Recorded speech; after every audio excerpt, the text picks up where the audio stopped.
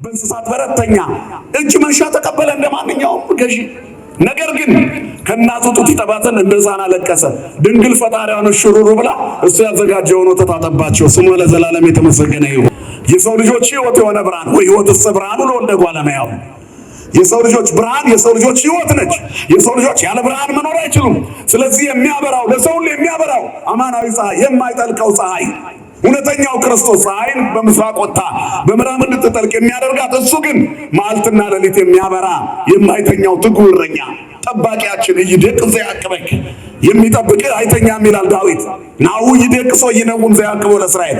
እስራኤል ያልተባለው ክርስቲያኖች ናቸው።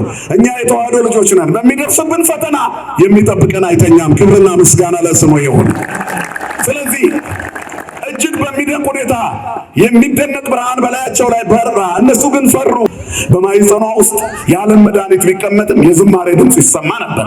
ድንግል ታጸንን ርእሳ መንገለ ከርሳ ወትሰምዕ ድምፀ መላእክት። እመቤታችን አንገቷን ወደ ሆዷ ታዘነብል ነበር። ዓለም ሁሉ ቀና ብሎ የሚያመልከው አንዲት የድሃ ልጅ ትንሽ ብላቴና ተሸከመች። ገሊላዊት አቀፈተች። አንዲት ገሊላዊት አቀፈች። የድሃ ልጅ የ15 ዓመት ብላቴና እኮ ናት ክርስቶስን ያቀፈችው። ዓለም አለባበስና አኗኗር ያያል፣ እግዚአብሔር ግን ልብ ያያል። እግዚአብሔር ይፈትን ልበ ወክልያተ። እግዚአብሔር ልብና ኩላሊትን ይመረምራል። ማን ከናዝሬት እንዲህ አይነት ንጽሕት ትገኛለች ብሎ ያስባል? ይሄ በእግዚአብሔር ዓይን ታየ። ከሰማይ ሰማያት እግዚአብሔር ተመለከተ። ምስራቀ ወምዕራበ ሰሜነ ወደቡበ አስተንፈሰ ወአፄነወ። እግዚአብሔር ከሰማይ ወደ ምድር ተመለከተ፣ ምስራቅና ምዕራብን ሰሜንና ደቡብን። ወኢረከበ ዘከማኪ እንዳንቺ ያለ በምድር ላይ አላገኘም።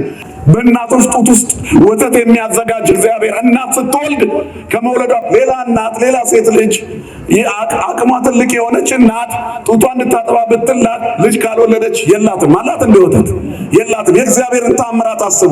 መውለድ ስትጀምር ፍሬ ማፍራት ይጀምራል እግዚአብሔር። እዚህ ጋር በጡቷ ውስጥ ያለውን ምድር ያለሰልሳል።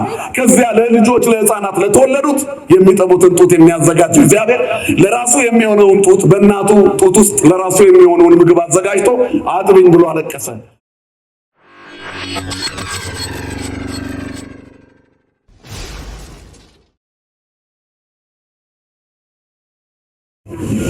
በስመ አብ ወወልድ ወመንፈስ ቅዱስ አሐዱ አምላክ አሜን። ሰላመ ገብርኤል መልአክ በላዕለ ማርያም ዛይረፈ ከመ እዜኑ ህዳጠ ወአኮ ትሩፈ እግዚአብሔር ሀበኒ ሲሳይ ልቡና መጽሐፈ ወአፉ የሙሴ ለእመ ኮነ ጸያፈ ጰራቅሊጦስ አርዮን ይኩነኒ አፈ። ወደ እመቤታችን የመጣውን ቅዱሱን የምስራች የአዲስ ወንጌል የአዲስ ኪዳኑን ብስራት አምልቼና አስፍቼ ሳይሆን በጎልዳፋ አንደበቴ እንድናገር መንፈስ ቅዱስ ለኔ አንደበት ለሁላችንም ደግሞ ሰሚ ጆሮና አስተዋይ ልቦና ይሆነ። የልደቱን ዜማ በልዩ ውበት ለማክበር አምራችሁ ተወባችሁ ከሩቅም ከቅርብም ተሰብስባችሁ በውስጥም በውጭም ያላችሁ ምዕመናን ነው ምዕመናት፣ አባቶች፣ እናቶች፣ ወንድሞች፣ እህቶች እንደዚሁም ሕፃናት እስከ ሞት ድረስ በወደደን በመድኃኒተ ዓለም በኢየሱስ ክርስቶስ ፍጹም ሰላም እንደምን አመሻችሁ፣ እንደምን ቆያችሁ፣ እንደምን ከረማችሁ። ለባሕርዩ ሽረት ለመንግስቱ ምልፈት የሌለበት የዘመን ዘመናት ባለቤት የጨለማችን ብርሃን የሞታችን ትንሣኤና የትንሣኤያችን በኩር ከሞት ወደ ሕይወት ከርኩሰት ወደ ቅድስና ያሸጋገረን የደከመ ጉልበታችንን በፍቅሩ ያደሰልን ዘወትር የሚራራልን አባት ድካማችንን አይቶ የሚረዳ እስራታችንን የሚፈታ ስብራታችንን የሚጠግን ፍቅሩ ከእናት ልጅ በላይ ውድ የሆነ መድኃኒተ ዓለም ኢየሱስ ክርስቶስ ስሙ ለዘላለም የተመሰገነ ይሁን።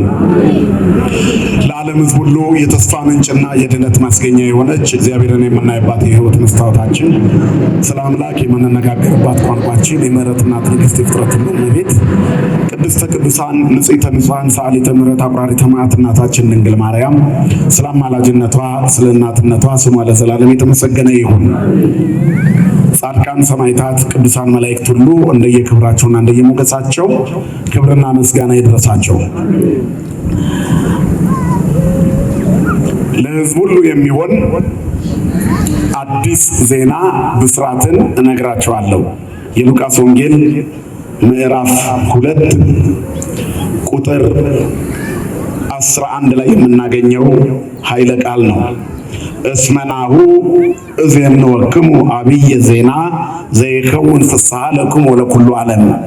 ለእናንተም ለዓለም ሁሉ የሚሆን አዲስ ዜና ታላቅ የምስራች እነግራችኋለሁ። እግዚአብሔር የልደቱን በረከት በዘማሬ እንድናከብር ስለፈቀደልን ስሙ ለዘላለም የተመሰገነ ይሁን። አሁን ሰዎች ፊታቸውን ወደ እግዚአብሔር ቢያዞሩ የሚበጅበት ዘመን ላይ ነው ያለነው።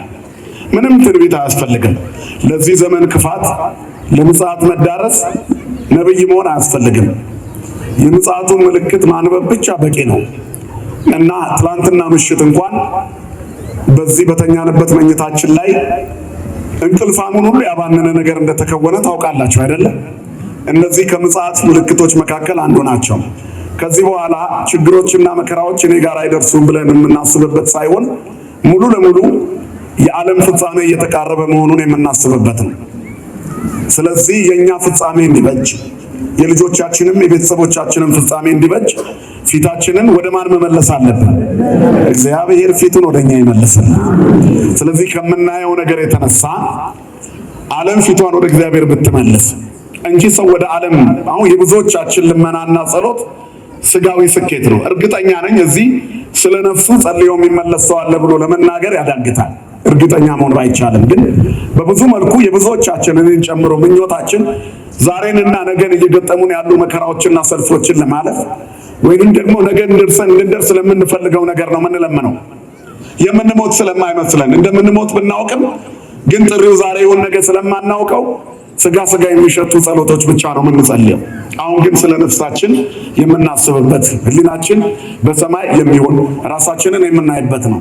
ነጽሩ ነፍሰክሙ ወአንጽሩ ነፍሰተክሙ፣ ነፍሳችሁን ተመልከቱ ሰውነታችሁንም አጥሩ ይላል መጽሐፍ። ንጹህ አድርጉ። አሁን መንፈስን ንጹህ በማድረግ እግዚአብሔርን ለማየት እንደበቁት ነቢያት ራስን ማዘጋጀት ነው። ለዚህ ደግሞ ፊትን ወደ እግዚአብሔር መመለስ ነው። ሰው ፊቱን ወደ እግዚአብሔር ከሚመልስባቸው መንገዶች መካከል አንዱ የመላእክትን ስራ መስራት ነው። የመላእክት ስራቸው ደግሞ ዝማሬ ነው። የቆያችሁት እየዘመራችሁ ነው። ማን ይመስገን? ክብርና ምስጋና ለስሙ ይሁን። ስለዚህ እዚህ ለመድረስ እንግዲህ ከብዙ ዓመት በኋላ ነው እዚህ የተቀደሰ ደብር ላይ የቆምኩት። እኔ በጣም በልጅነቴ ቆሜ አገልግዬ ነበር። መሀል ላይ ደግሞ የተወሰኑ አብዮቶች ተቀጣጥለው ነበረ። ከዛም በኋላ ደግሞ በመካከል እኔም አልመች እያለኝ ከነመምህር ሽጥላ ጋር እየተጣላው ረጅም ጊዜ ቆይቻለሁ። እችላለሁ አልችልም እያልኩ እንደውም በዚህ ሰዓት እነ ቀሲስ አንዱዓለምን እነ መምህር ሽጥላን በጣም ይቅርታ ጠይቃለሁ። እናንተንም ይቅርታ ጠይቃለሁ። ይቅርታችሁን በእልልታ ተቀበሉልኝ። ምን ነው ሳሳ አለች? ይቅር አላላችሁኝም? እንደዚህ ከሆነ በየሳምንቱ እንገናኛለን።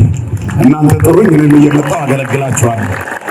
አሁን ግን ስለረፈደ የልደትም አገልግሎት ስለሆነ ስብከቱ አጭር፣ መዝሙሩ ብዙ መሆን አለበት እና መዝሙር በዛ እንዳትሉ። ጌታ በተወለደ ጊዜ ረጅሙ አገልግሎት ምን ነበረ? ዝማሬ ነበረ። ስብከቱን የሰበከው መላእክት የእግዚአብሔር መልአክ ነው አይደል? አዎ፣ የእግዚአብሔር ክብር በዙሪያቸው አበራ፣ የእግዚአብሔር መልአክም ተገለጠ። አትፍሩ፣ ዛሬ መድኃኒት የዓለም መድኃኒት ተወልዷል አላቸው። ከዛ በኋላ መዘመር ጀመሩ። ስለዚህ የመጀመሪያው ስብከት የክርስቶስ ልደት ነው። በጣም በሚገርም ሁኔታ የመጀመሪያው የአዲስ ኪዳን ስብከትም በቅዱስ ገብርኤል ነው የተሰበከው። የተነገረው ለእመቤታችን ነው። መጥቶ መጋቢት 29 ቀን እመቤታችንን አበሰራት አይደል? ቅዱስ ገብርኤልን ነው። ቅዱስ ገብርኤል ሆይ ሰላም ላንተ ይሁን የሌለ አባታችን ኤፍሬም ሶርያዊ ሰላም ለከ ኦ ገብርኤል መልአክ ይለዋል። ዜናዊ ፍስሐ ገጽ የእግዚአብሔርን መወለድ በታላቅ ደስታ የምስራች ያበሰረ መልአክ ነው። ቅዱስ ገብርኤል የጽናትና የደስታ ሰባኪ ነገር ማቸዋል እና በሃይማኖት ምክንያት ለዛሉ ሕጹፃን ሃይማኖት ለሆኑ ዓለም ላደቀቀቻቸው ጸኑ፣ አይዟችሁ፣ በርቱ፣ ጠብቁ፣ እግዚአብሔር ይመጣል ባይ ነው። መላእክቱ ብቻቸውን በነበሩበት ዘመን ምንድነው ያላቸው? ንቁም በበህላዌነ እስከ ንረክቦ ለአምላክነ። ሳጥናኤል አነ ፈጠርኩክሙ ባለ ጊዜ አይ አምላካችንን እንጠብቀው ብሎ አጽንቶ መላእክቱን ያተረፈ ነው። አሁን ደግሞ ትውልዱ እንዲተርፍ ወደ እመቤታችን መጥቶ የሰበከላት እርሱ ነው። ሰበከ ለነ ልደተ እግዚእ ወአብሰርካ ለማርያም ድንግል ይላል ኤፍሬም ሶርያዊ በውዳሴ ማርያም ላይ። ወትቤላ ተፈሲ ኦምሊ ተጸጋ እግዚአብሔር ምስሌኪ ጸጋ የሞላብሽ ወይ ደስ ይበልሽ ብለህ ወንጌል በእመቤታችን በኩል ሰበክልን። ድንግል ማርያም የመጀመሪያዋ የአዲስ ኪዳን አማኝ ሆነች። ይኩነኒ አሜን ብላ ተቀበለች። ከዛም በኋላ ያንን መድኃኒት ወለደችና እንካችሁ ብላ ለኛ ሰጠች። ስሟ ለዘላለም የተመሰገነ ይሁን። ለዓለም ሁሉ መድኃኒት ሕዝቡን ሁሉ ከሞት ከኃጢአት የሚያድናቸው ከአንቺ ይወለዳል ተብሎ ተነገራት። እንዘ ኢያእምር ብእሴ ወንድ አላውቅም አለች። ምክንያቱም በተፈጥሮ ሂደት እንጂ በእንደዚህ ያለ ብስራት ልጅ አይወለድም። እሷ ደግሞ እመቤታችን ንጽሕት ናት። ኩለንታኪ ሰናይት እንተ ኀቤየ ሶሎሞን ያለላ አልብኪ ነውር ወይም እንትን ይበላሌት ሁለንተናሽ ውብ ነው በእኔ ዘንድ ነውር የለብሽም ያላት ንጽሕት ናት። ይሄ መዝሙር ስለ እመቤታችን የተባለ ነው። ፀሐይም ሊባኖስ እህቴ መርዓት ይላታል። እህቴ ሙሽራ ሆይ ከሊባኖስ ነይ ይላታል። አባቱ ዳዊት ወለቴ ብሏታልና እሱ ደግሞ እህቴ አላት። ከዚያ ከሊባኖስ ነይ ይላታል። ከሊባኖስ የመጣች መቃገነት የገነት ምንጭ አዘተማ የሕይወት ጉድጓድ ከሊባኖስ የሚፈስ ወንዝ ዘይውዝም ሊባኖስ ከሊባኖስ የምትፈስ ወንዝ ድንግል ማርያም እመቤታችን ናት። ስሟ የተመሰገነ ይሁን። ስለዚህ መልአኩ የመጀመሪያውን ስብከት ለእሷ ሰበከ እና መምህረ ተዋህዶ ይባላል ቅዱስ ገብርኤል። በነገራችን ላይ ወበእንተዝ ይደልዎ ከመ ይጹር ዜና ለማርያም የእመቤታችንን የምስራች ይናገር ዘንድ የተመረጠ መልአክ ሂድና አብስር የተባለ ከዛ ለሰው ልጆች ብስራትን የሚናገር ወደ እመቤታችን ከመምጣቱ 6 ወር በፊት ወደ ዘካርያስ መጥቶ ነበር። ኢትፍራ ዘካርያስ ከመሰዊያው በስተቀኝ እስመ ናሁ ተሰማ ጸሎትከ በቅድመ እግዚአብሔር በእግዚአብሔር ዘንድ ጸሎት ተሰማ። ዘካርያስ ከጸለየ ቆይቷል። እግዚአብሔር ግን ሰማው። አሁን እናንተ ድሮ የለመናችሁት ልመና አለ ከረሳችሁት በኋላ የለመናችሁት እግዚአብሔር አይረሳም። ክብርና ምስጋና ለስሙ ይሁን። እሱ አክትሟል አብቅቷል ብሎ አቁሞ ነበር ዘካርያስ። በቃ የኔና የኤልሳቤጥ ልጅ ማግኘት ጉዳይ ፋይሉ ተዘግቷል አለ። ደርቀናል አለ። እግዚአብሔር ግን ደረቅ እንጨት ያለመልማል። ይችላል አይችልም? ይችላል እግዚአብሔር በሁሉም ሰው ሕይወት ውስጥ እግዚአብሔር። ስለዚህ አሁን የሚያዘመሙ ጎጆዎችን ቀና ማድረግ ያጎነበስ ተስፋ የቆረጡ ነፍሳትን እንደገና ማንቃት ማደስ ይችላል አይችልም? እግዚአብሔር ይችላል። የተቆረጠውን ይቀጥላል። አያችሁ ኢሳይያስ 10:23 ላይ የሰራዊት ጌታ እግዚአብሔር በምድር ሁሉ መካከል ያለቀና የተቆረጠ ይቀጥላል ይላል። ሰዎች 2 4 1 2 ያደርጋሉ፣ እግዚአብሔር ባዶን ሙሉ ያደርጋል። እሱ ሁሉን ማድረግ የሚችል ከሃሊ ነው። ስለዚህ ሁሉን ማድረግ የሚችል እግዚአብሔር ጎብኝቷል ቢለው ተጠራጠረ አይደል? ከዚያ በኋላ ስለተጠራጠረ ዘካርያስን ድዳ አደረገው። ወደ እመቤታችን ሲመጣ ግን በትሕትና ነው ያበሰራት። እና ብዙ ሰዎች የአዲስ ኪዳን ሊቃውንት ነን የሚሉ ዓለምን በዓለማዊ እይታ የሚያነቡ ሰዎች ቅዱስ ገብርኤል ወደ እመቤታችን ሲመጣና ዘካርያስ ጋር ሲመጣ ትክክል አይደለም። ምክንያቱም ይላሉ አድልቷል። እመቤታችን ጋር ደጋግማ ጠይቃ እንኳን ቀስ እያለ አስረዳት። ለዘካርያስ ግን አንድ ጊዜ እንዴት ይሆናል ስላለ ብቻ ድዳ ትሆናለህ አለው። ትክክል እኮ ነው። የዘካርያስ ከዚህ በፊት የሆነ ነው። አብርሃምና ሳራን በስተርጅና የጎበኘ ሐናም ሳሙኤልን እንባዋን ያበሰላት በየጊዜው ሽማግሌዎችና አሮጊቶችን ሲጎበኝ የኖረ እግዚአብሔር ዛሬ ደግሞ ላንተ ያደርግልሃል ብሎ የሰበከው ስብከት ይሆንልሃል ሲባል እኮ ነው የተጠራጠረው። የእመቤታችን ግን ለመልአኩም እንግዳ እኮ ነው። በድንግልና ትጸንሻለሽ ትወልጃለሽ ነው። እንዴት አድርጎ ያነጻጽረዋል? እስራኤላውያንን በምድረ በዳ ከሰማይ መና በላቸው እያለ እየሰበከ ከደረቅ ድንጋይ ላይ ውሃ ጠጣ እያለ አንተ ደረቁ እንደ አብርሃም ትለመልማለህ ቢባል ተጠራጠረ። እመቤታችን ግን ብትጠራጠርም ያስኬዳል። ግን አልተጠራጠረችም። እንደ ጥሩ ጠያቂ ጠየቀችው። ከዚህ በኋላ ያሸነፈበት ቃል እንኳን አደገኛ ነው። በምንም ቢያስረዳት የሷ አይሆንም። ስለዚህ ነው እኮ ኤልሳቤጥ ከሸመገለች ካረጀች በኋላ ልጅ አገኘች አላት። ታዲያ ብታገኝ ከዘካርያስ ነው። እመቤታችን ያለ ወንድ ዘር ነው። ቅዱስ ገብርኤል የመጨረሻ ቃሉ እስመ አልቦ ነገር ዘይሳነው ለእግዚአብሔር ነው። እመቤታችን የተረታችበት ቃል ለእግዚአብሔር የሚሳነው ነገር አለ አላት። ነይ ዓመቱ ለእግዚአብሔር ሁሉ ነይ ዓመቱ ይኩነኒ በከመ ትቤለኒ። ቅዱስ ገብርኤል ትልቅ መምህር ነው። ለእመቤታችን ስግደት እንደሚገባ ያስተማረን እርሱ ነው። በቀን ውስጥ ስሙን ሳንጠራ እኮ አንውልም አይደል? ከመላእክት ስሙ ሳይጠራ የማይውል ቅዱስ ገብርኤል ብቻ ነው። ምክንያቱም አንድ ክርስቲያን ምን ባይጸልይ አቡነ ዘበሰማያት ሳይደግም አይውል። ስለዚህ የእመቤታችን ሰላምታ ጋር ሲደርስ ምን ይላል? በሰላም ገብርኤል መልአክ እግዝእትየ ማርያም። በማን አማካኝነት? ወንጌል ጠቅሰን የምንጸልይ ነን። ክብርና ምስጋና ለአምላካችን ለእግዚአብሔር ይሁን። ስለዚህ በአዲስ ኪዳን ውስጥ ለእመቤታችን ስግደት እንደሚገባ ሰግዶ ምስጋና እንደሚገባ አመስግነው ልትከበር ወደ እርሷ መጸለይ እንደሚገባ ጸልዮ አሳይቶናል። እኛም ቅዱስ ገብርኤል እንዳመሰገናት እናመሰግናታለን። ዶኪማስን እንደጎበኘች ትጎበኘናለች። ስሟ የተመሰገነ ይሁን። አሁን ይሄ ምስራች ከተነገራት በኋላ እመቤታችን 9 ወር ከ5 ቀን በልዩ ልዩ ተአምራት ቆይታለች። ልክ ነቢያት ክርስቶስን መወለድ እየቃተቱ አባቶቿ እየለመኑ የቆዩበት ጊዜ አሁን ቤተክርስቲያን በእነዚህ ሳምንት ስብከት ብርሃን ኖላዊ እያለች የቆየችው የጌታን መወለድ መናፈቅ ነው። ፈኑ ብርሃነ ከወጽድቀከ ፈኑ ወዴከ ማርያም፣ ሰማይን ቀደ ብትወርድ ምን አለ፣ አቤቱ እባክህ አሁን አድን፣ አቤቱ እባክህ አሁን። የነቢያት መቃተት ነው። የለመኑት ልመና የክርስቶስን መወለድ የናፈቁበት ነው። ንጋትን የናፈቁበት ብርሃን ይምጣልን፣ ብርሃን ይምጣልን፣ ብርሃን ይምጣልን ነው። የዘመኑ ፍጻሜ ጊዜው በደረሰ ጊዜ እመቤታችን ይኩነኒ ስላለች 9 ወር ከ5 ቀን ያለምን መድኃኒት በማይጸኗ በጥንቃቄ ይዛ ቆየች። በማይጸኗ ውስጥ ያለም መድኃኒት ቢቀመጥም የዝማሬ ድምፅ ይሰማ ነበር። ድንግል ታጸንን ርእሳ መንገለ ከርሳ ወተሰምዕ ድምፀ መላእክት። እመቤታችን አንገቷን ወደ ሆዷ ታዘነብል ነበር። ዓለም ሁሉ ቀና ብሎ የሚያመልከውን እግዚአብሔርን እርሷ በማይጸኗ ሆኖ ታመልከው ነበር። እንደዚህ አይነት ዕድል ለማን ይሰጣል? ለእመቤታችን ብቻ ነው ይህ ዕድል የተሰጠው። ስሟ የተመሰገነ ይሁን። ስለዚህ ታመሰግነው ነበረ። ወደ ኤልሳቤጥ እንኳን በደረሰች ጊዜ እሷ ስትናገር የኤልሳቤጥ ማኅፀን ውስጥ ያለው ጽንስ ዮሐንስ በደስታ ሰለለ። የገባው ጽንስ ስለ እመቤታችን አማላጅነት በ6 ወር ጽንስ ሆኖ ይሰግዳል። የገባው ያልገባው ዶክተር ፕሮፌሰር ሆኖ እንኳን ሌላ ምርምር ይፈልጋል። አያችሁ፣ መንፈሳዊ ዕውቀት ከእግዚአብሔር የሚሰጥ ጸጋ እንጂ መጻሕፍት በማገላበጥ የሚሸመት አይደለም። የጽድቅ ጉዳይ የሚፈልገው ቅንነትና ልብ አድርጎ ማስተዋል ነው። እግዚአብሔር ሁላችንንም ይባርከን፣ ማስተዋል ይስጠን። ስለዚህ በዚህ አይነት መንገድ የክርስቶስ መምጣት ሲናፈቅ ቆየ። ከዚያ በኋላ አንድ ቀን ደረሰ። ምን አይነት ቀን? የሚነጋበት የንጋት ቀን፣ ብርሃን የሚወጣበት ቀን፣ የብርሃኑ መውጫ ላይ ከመድረሱ በፊት እመቤታችን ለመውለድ የደረሰ ጽንስ በማኅፀኗ ይዛ የዓለምን ታሪክ የሚቀይረውን መድኃኒት ፈጣሪዋን በማኅፀኗ ይዛ የዳዊት ዘር ከዳዊት ወገን የሆነ ጠባቂዋ ዮሴፍ ሊቆጠር ወደ ቤተልሔም መጣ። የዳዊት ወገኖች በዚያ እንዲቆጠሩ ደብዳቤ ተጻፈ። ቄሳር የተባለው ንጉሥ በናዝሬት ትንሽ መንደር ለጠፈው። ማንም ከእርሷ ክርስቶስ ይወለዳል ብሎ አልጠበቀም። በዚያ ዘመን ከመጽሐፍ ቅዱስ ውጪ የብዙ ሴቶች ስም ማርያም ይባል ነበር ይላሉ አባቶቻችን። ምክንያቱም አንዲት ሴት ድንግል ንጽሕት ሴት ክርስቶስን ትወልዳለች የሚለው ቃል ማርያም እመቤታችን እነሱ ይሆናሉ ተብሎ ይጠበቅ ነበር። ነገሥታትም በቤታቸው ይጠብቁት ነበር።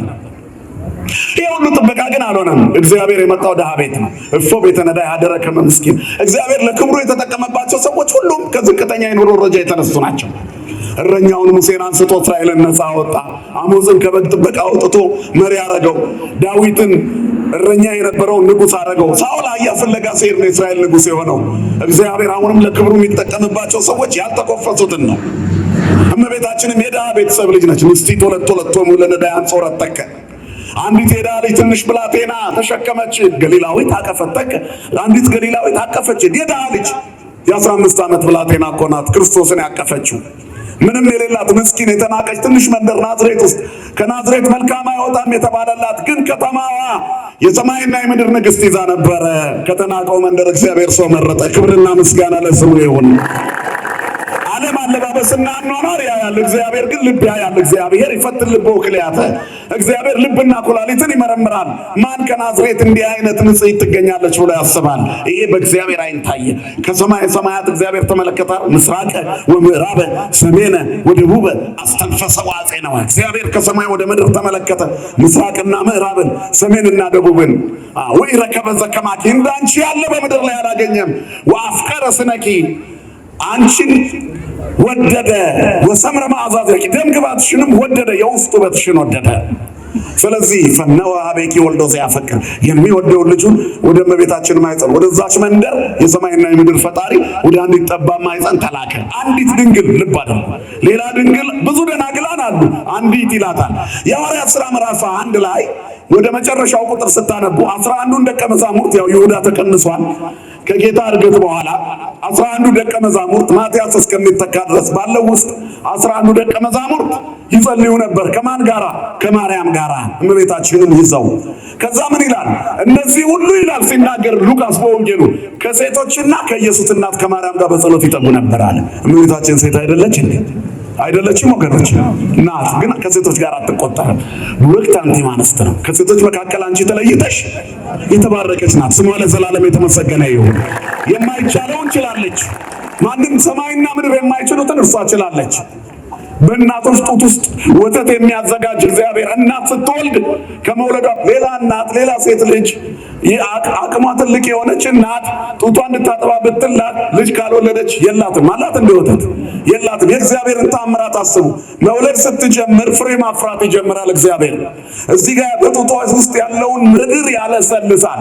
ከዚያ ለልጆች ለሕፃናት ለተወለዱት የሚጠቡትን ጡት የሚያዘጋጅ እግዚአብሔር ለራሱ የሚሆነውን ጡት በእናቱ ጡት ውስጥ ለራሱ የሚሆነውን ምግብ አዘጋጅቶ አጥብኝ ብሎ አለቀሰ። በከመ ሕፃናት በከየ እንዘ ይስዕል እማጥባተ እሙ ሲሳየ ይላል። በጎለ እንስሳ ተወድየ አምሃ ንግሡ ተወፈየ ወከመ ሕፃናት በከየ እንዘ ይስዕል እማጥባተ እሙ ሲሳየ። በእንስሳት በረተኛ እጅ መንሻ ተቀበለ እንደማንኛውም ገዢ። ነገር ግን ከእናቱ ጡት ይጠባትን እንደ ሕፃን አለቀሰ። ድንግል ፈጣሪዋን ሽሩሩ ብላ እሱ ያዘጋጀውን ወተት አጠባቸው። ስሙ ለዘላለም የተመሰገነ ይሁን። ለማንም የማይሰጥ ክብር ተሰጣት ከተናቀች ትንሽ መንደር።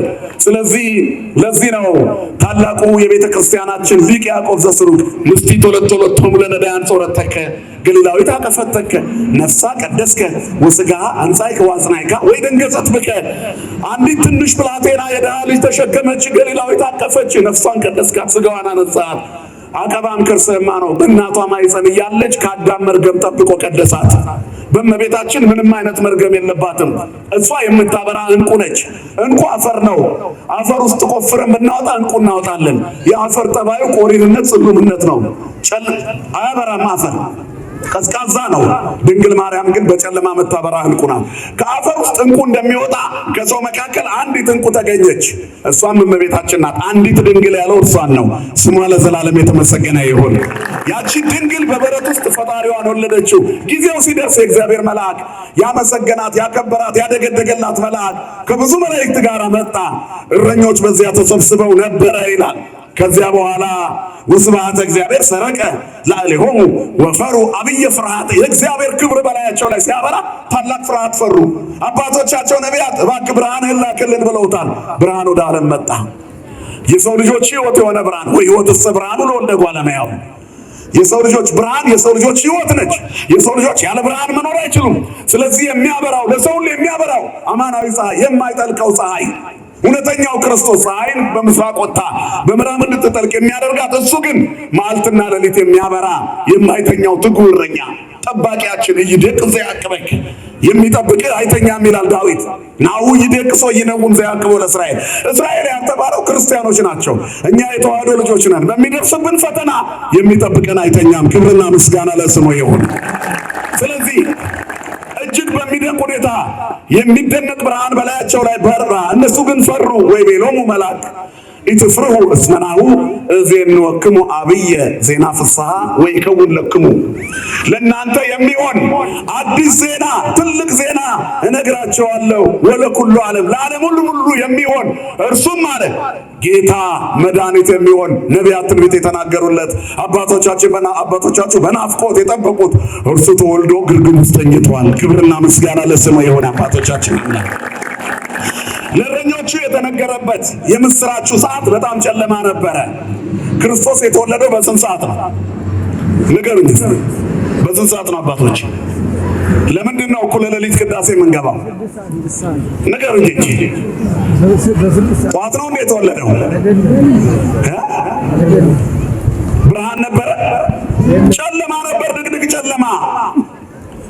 ስለዚህ በዚያ ጨለማ መካከል የእግዚአብሔር ክብር በዙሪያቸው ያበራው ክርስቶስ ሊወለድ ሲመጣ በቤተልሔም አውራጃ ቆጠራ ነበረ። ታሪክ ቢነበብ፣ ብራና ቢገለጥ፣ መጻሕፍት ቢገላበጡ የሚያሳዝነው አረፍተ ነገር ለእንግዶች ማደሪያ ስፍራ ጠፋ የሚል ነው። ዛሬም ዓለም ክርስቶስን መቀበል አቅቷት መከራ ውስጥ ነው ያለችው። ለብዙ ሰዎች ቤት ነበር። ለሹማምንት፣ ገንዘብ ላላቸው፣ ውበት ላላቸው፣ ጊዜ ላፈረጠማቸው የእንግዶች ማደሪያ ስፍራ ተዘጋጅቷል። የደቀቀውን ዓለም፣ የወደቀውን ዓለም፣ የጎበጠውን ዓለም ሊያቀና ለጨለማው ዓለም ሊያበራ የመጣው ክርስቶስ በእመቤታችን ማኅፀን ሆኖ የሚወለድበት ስፍራ አጣ። ዮሴፍ ጌታ የሚወለድበትን ስፍራ እንዲጠብቃት የታዘዘችው እመቤታችን ቅድስት ድንግል ማርያም የምታርፍበትን ቦታ ሲያንኳኳ ጠየቀ።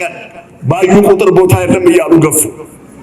ለወትሮ እንደዚህ በአይነት ባለች ሁኔታ ያለች ሴት ወንበር ይለቀቅላታል፣ ቦታ ይሰጣታል። አሁንም ባለው ባልደቀቀው ህብረተሰብ ዘንድ ባህሉን በሚያከብረው ሰው በሚሸተው ማህበረሰብ ዘንድ ሁለት ነፍስ የሆነች ሴት ትከበራለች። አይደለም? አዎ። ስለዚህ በርቱም ቦታ ያጣው እግዚአብሔር ወደ ግርግም መጣ።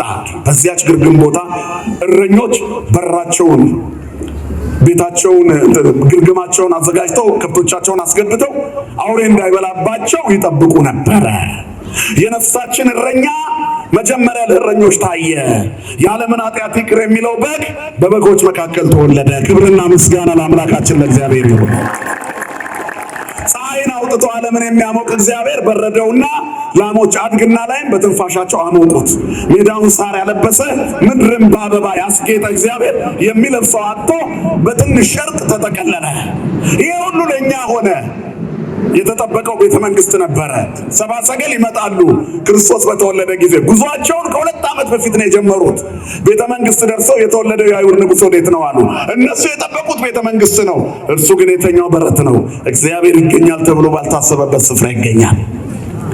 እግዚአብሔር የሚገኘው እንዲህ ባለ ስፍራ ነው። ሰው በናቀው ስፍራ የወደቀው ምስኪን ስናነሳ እግዚአብሔር እናገኘዋለን። ዮሐንስ አፈወርቅ የታመመ ስትጠይቅ እግዚአብሔርን ታገኘዋለህ፣ የታሰረ ስታስፈታ ታገኘዋለህ፣ የተራበ ስትመግብ ከራርተኞች ጋር ተኝቶ ታገኘዋለህ። ከዮናስ ጋር በአሳ ሆድ ከዮሴፍ ጋር በእስር ቤት የነበረ እግዚአብሔር ዛሬም በድሃዎቹ ጎጆ ውስጥ አለ። የክርስቶስን ልደት ለማክበር የድሆች በር አንኳኩተን ያለንን የምንካፈል ከሆነ እግዚአብሔር በእኛ ቤት እንደገና ይወለዳል። ክብርና ምስጋና ለስሙ ይሁን። ስለዚህ የወንጌል ሕይወት በምግባር ይገለጣል እና በዚያ ቦታ ላይ የሚደንቅ ነገር ተገለጠ። የመጨረሻዎቹ ሊቃውንት ከመጨረሻዎቹ አለቃ ማወቃቸውን ከሚያውቁ ምስኪን ካልተማሩት ጋር አብረው ክርስቶስን አመለኩት። ቤተክርስቲያን ፍጽምት የምትሆነው ከሊቅ እስከ ደቂቅ አንድ ላይ ሲሰበሰቡ ነው። እዚህ ውስጥ ማን በትምህርት ደረጃ ገባ? ማን ዘሩን ቆጥሮ ገባ? ማን ነው ገንዘቡን ሀብቱን ንብረቱን ቆጥሮ የገባው? ሁሉ በክርስቶስ ስንት ነው ወገኖች? አንድ ነው። አያችሁ፣ ቤተ መንግስት የሚያድሩ ነገስታትና ማደሪያ የሌላቸው ደጅ የሚያድሩ እረኞች አብረው ሰገዱለት። የመጨረሻዎቹ ባለጸጎችና የመጨረሻዎቹ ድሆች አብረው ሰገዱለት። ሁለቱም በዋሻ ውስጥ አጎነበሱ። ምክንያቱም እርሱ ነገስታትን የሚያሰግድ ነገስታት በእንቲአከ ይገድፉ ጌራ ወጠቆሙ ይፈቷል። ሰራዊቶቻቸው ትጥቃቸውን ይፈቱላል፣ ነገስታት ዘውዳቸውን አውርደው ላንተ ይሰግዱላል ተብሎ የተነገረለት ጌታ በዋሻ ውስጥ ተኝቶ በግርግም ነገስታት መጥተው ሰገዱለት፣ ጎንበስ ብለው ገቡ። ክርስቶስ በዋሻ ተወለደ። ዋሻ ለመግባት ማጎንበስ ያስፈልጋል። ዋሻ የተፈለፈለ አንገት ዝቅ አድርጎ የምናስገባበት ነው። ቀጥ ብሎ ወደ ዋሻ የሚገባ አጭር ሰውም ቢሆን አይችልም። ስለዚህ ጎንበስ ማለት ደግሞ የምን ምልክት ነው? የትህትና ምልክት ነው። ያጎነበሰ የሚያገኘው አምላክ ነው የተወለደው። ክብርና ምስጋና ለስሙ ይሁን። ጉልበት ሁሉ የሚሰግድለት ሁሉ ጎንበስ ብሎ የሚያገኘው አምላክ በዚያ ተወለደ። የተወለደው እንዳልኳችሁ በድቅድቅ ጨለማ ውስጥ ነበር፣ ሌሊት ነበረ። ስለመሸ ብቻ አይደለም፣ ዓለም ራሷ በመንፈሳዊና በስነ ምግባራዊ እጥረት ጽልመት ውስጥ ገብታ ነበር። ዓለም ደቆ ነበር። የሞት ሽታ ብቻ ነበር። ሞት ጨለማ ነው አይደል? ስለዚህ ክርስቶስ መምጣት አለበት፣ ሞትን ሊያስደነግጥ። ስለዚህ ይስማ ሞት ወይ ደንግጥ ከርገት በኋላ ከመጽሐፈ ኪዳን የተጠቀሰው የጸሎቱ ክፍል እሱ ያስተማረው የእሱ መገለጥ ሞትን እንዳስደነገጠ በቅዳሴው ነግሯቸዋል ሐዋርያት።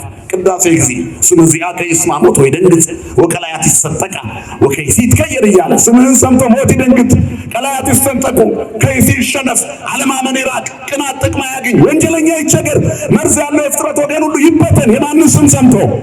የክርስቶስን ስም ሰምቶ። ክብርና ምስጋና ለስሙ ይሁን። ስለዚህ ሞት የሚያስደነግጠው የክርስቶስ ስም በበረት ተገለጠ። ድቅድቅ ጨለማ ነበር፣ እሱ ሲወለድ ብርሃን በራ። ስለዚህ እግዚአብሔር ራሱ በሰው ሕይወት ውስጥ የሚገለጠው ሲመሽ ነው። በነገራችን ላይ ሲመሽ እግዚአብሔር ይመጣል። ኑሮ ሲመሽብን፣ ሕይወት ስትመሽብን፣ አንገት የሚያስደፋ መከራ ሲበዛብን፣ ፈተናው ሲሰለጥንብን እግዚአብሔር ወደኛ ይመጣል። ስለዚህ ዓለም ላይ ሞት ሰልጥኖበት ነበር። ስለዚህ ዓለም በጽልመት ውስጥ ተውጣ ነበር። ክርስቶስ ሊያበራላት መጣ። የተወለደው የአይሁድ ንጉሥ ወዴት ነው ተብሎ የተገለጠው?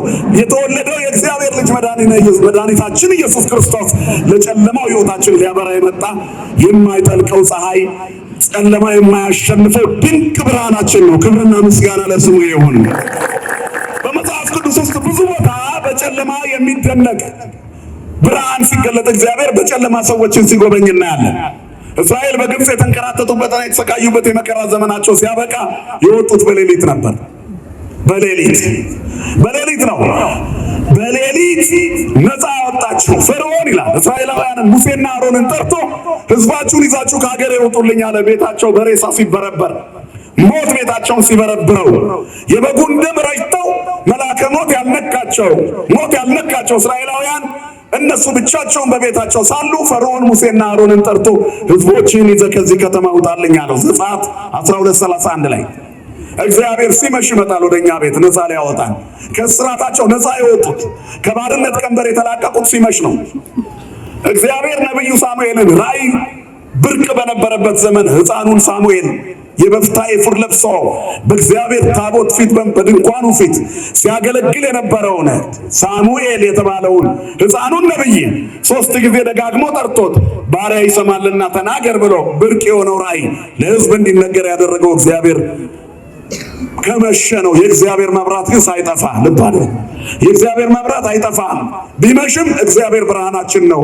እስመ ጽልመትን ይጸልም ማህቤከ ወለሊትን ይብሩ ከመማል ሌሊቱ እንደ ቀን ብርሃን ነው። እግዚአብሔር ካለ ቢመሽም ጨለማ አይጨልምም።